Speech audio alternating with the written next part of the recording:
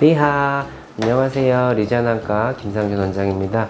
오늘은 백내장 수술을 할 때 이제 렌즈가 여러 가지가 있잖아요. 이제 단초점도 있고 다초점도 있고 특정 질환을 가지고 계시는 분들이나 눈이 이런 사람들한테는 어떤 게 좀 더 나을지에 대해서 간단히 말씀드리는 시간을 가져볼게요. 초고도근시 환자 같은 경우는 사실은 정확히 말하면 초고도근시 자체가 병이라고 할 수는 없는데 고려할 사항이 되게 많아요. 왜냐면 초고도근시 자체가 뭐 녹내장이라든지 황반변성이라든지 망막박리라든지 이 눈에 생기는 병들 자체를 유발을 하기 쉬운 컨디션이기 때문에 초고도근시 환자에서 또 수술할 때 고민할 게 상당히 많죠. 일단은 뭐 그럼 초고도근시는 다초점 무조건 안 되나요? 그렇지 않아요.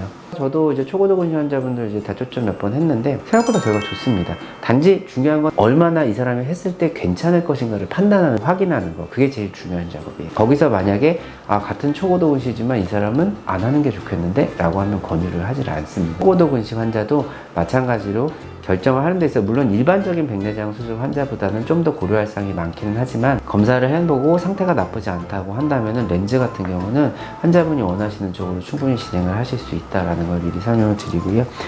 당뇨합병증 환자분들도 단초점만 해야 되냐 뭐 이런 얘기들도 많이 물어보세요. 근데 당뇨 환자도 마찬가지예요. 황반이 얼마나 중요한가 제일 중요한 부분이거든요. 황반부가 잘 보존되어 있고 스페어링 되어 있으면은 저희가 다초점이나 단초점이나 뭐 환자분 원하는 거 최선의 시력을 만들기 위해서 선택할 수 있는 레인지가 넓어지는 거죠. 근데 만약에 황반부가 안 좋아 라고 하면 이제 그 레인지가 상당히 좁아지죠. 그래서 얼마나 이 사람이 당뇨합병증을 잘 컨트롤하고 치료를 잘해서 황반부를 잘 보존하고 있느냐 라고 하는 게 가장 중요한 거라고 보시면 될 것 같아요. 정리해서 말씀드리면 망막 질환을 가지고 있다고 해서 내가 이 백내장 수술 못한다 이런 거 아니고요. 그 다음에 다초점 무조건 못한다 이런 것도 아니고 난 단초점만 해야 된다 이런 것도 아니에요. 그 사람이 망막 질환으로 인해서 그 사람의 황반부라고 하는 가장 시력을 보는데 중요한 부분이 얼마나 잘 보존되고 유지되고 있느냐, 그 이외에 각막의 상태라든지 물론 이런 것도 같이 보긴 해야겠지만은 그런 것들이 어느 정도 이 사람은 해도 괜찮겠다라고 판단이 되는 경우에는